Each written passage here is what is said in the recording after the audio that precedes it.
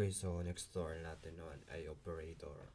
So, yung operator sa programming ay arithmetic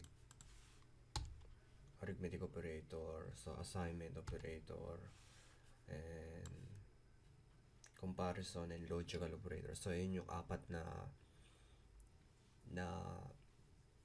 operator. So, magsimula tayo sa arithmetic operator, so assignment, comparison, and logical.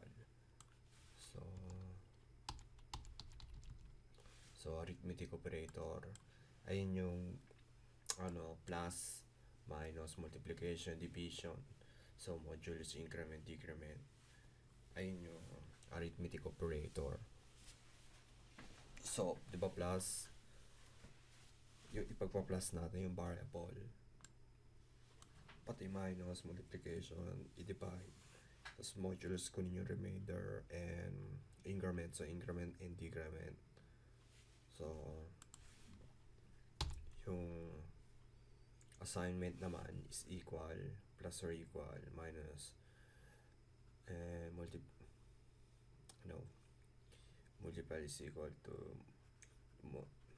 basta lahat natin na example. So and next, comparison operator, equal to, not equal to, greater than, less than, greater or equal, o less than or equal to. So gagamitin natin to sa if statement. So itong comparison operator, gagamitin natin yan. And last one is logical. So logical operator, and, or not. So gagamitin natin to sa if statement. So yeah, and tapos na tayo sa operator. So ito na yun, explain na natin. Doon na tayo sa example natin sa arithmetic operator natin muna tayo. Okay, so doon na tayo sa next tutorial natin.